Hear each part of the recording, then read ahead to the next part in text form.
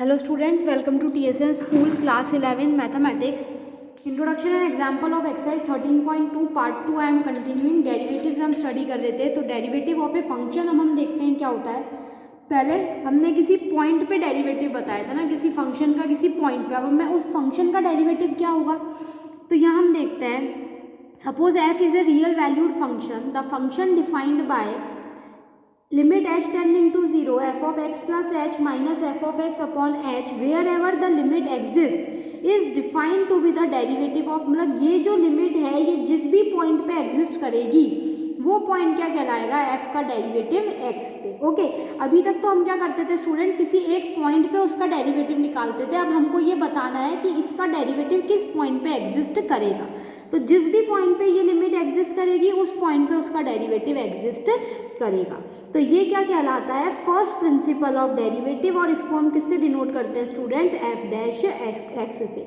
तो f dash x is equals to limit h tending to 0 f of x plus h minus f of x upon h. अब f dash x को हम क्या लिख सकते हैं, d by d x of f of x भी लिख सकते हो, आप चाहो तो डी एफ ऑफ एक्स भी लिख सकते हो. अगर y equals to f of x है तो डेरिवेटिव किससे डिनोट होगा, d y by d x से. So derivative of f at x equals to a is denoted by d by dx of f of x at a और df upon dx at a. ये जो line है ये at को represent करती है, और even df upon dx at x is equals to e. So x equals to a पे हम इसके डेरिवेटिव को इस तरह से डिनोट करते हैं. जैसे लेट्स सी थ्रू एग्जाम्पल, हमको कह रहा है कि हमको डेरिवेटिव निकालना है f ऑफ x का, f of x equals to 10x का.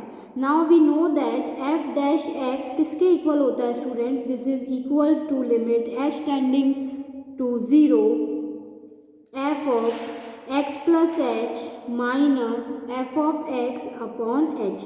तो ये कितना हो जाएगा students, this is equals to limit h tending to 0 f of x plus h, यानी 10x की जगह रख देंगे x plus h minus 10x upon h. So this is equals to limit h tending to 0 10x plus 10h minus 10x upon h. x से x cancel out हो गया, तो this is equals to limit h tending to 0 10h upon h, h से h cancel which is equals to limit h tending to 0 10. तो this is equals to 10. तो ये जो f डैश x है यानी इसका डेरिवेटिव है, इसकी वैल्यू किसकी इक्वल आ गई स्टूडेंट्स, 10 के. तो इस तरह से अब हम इन जनरल डेरिवेटिव निकाल रहे हैं किसी भी फंक्शन का. इसी तरह से नेक्स्ट हमको दे रखा है f of x equals to x square. तो इसका डेरिवेटिव निकालते हैं स्टूडेंट्स. तो f डैश x कितना हो जाएगा, this is equals to limit h tending to 0 f of x plus h minus f of x upon h. So this is equals to limit h tending to 0. ये मेरे पास f of x plus h, तो ये हो गया students x plus h का whole square minus x square upon h. So this is equals to limit h tending to 0 x square plus 2xh plus h square minus x square upon h. X square से x square cut गया, so this is equals to limit h tending to 0 h 2x plus h upon h. So this h will cancel out from h. जैसे ही मैं इसमें limit लगाती हूँ, limit h tending to 0 2x plus h, h 0 हो जाएगा, तो इसका डेरिवेटिव स्टूडेंट्स मेरे पास कितना आ जाएगा, 2x. तो इस केस में हमारा डेरिवेटिव कितना आ गया स्टूडेंट्स, 2x. इसी तरह से एग्जाम्पल नंबर 11 कह रहा है, find the derivative of the constant function f of x equals to a for a fixed real number. किसी एक फिक्स्ड रियल नंबर के लिए मुझे इसका डेरिवेटिव निकालना है. तो वही f डैश x लिखते हैं. f डैश x कितना होगा students, limit h tending to 0 f of x plus h minus f of x upon h. So this is equals to limit h tending to 0. अब f of x plus h भी कितना होगा, a, f of x भी a upon h.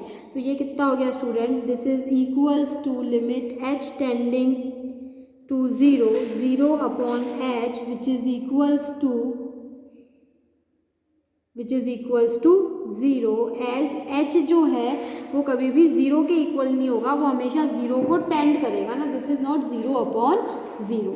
इसी तरह से let's see example number 12 क्या कहता है, find the derivative of f of x is equals to 1 upon x। तो हमको वही करना है, f डैश x कितना हो जाएगा students, this is equals to limit h tending to 0 f of x plus h minus f of x upon h।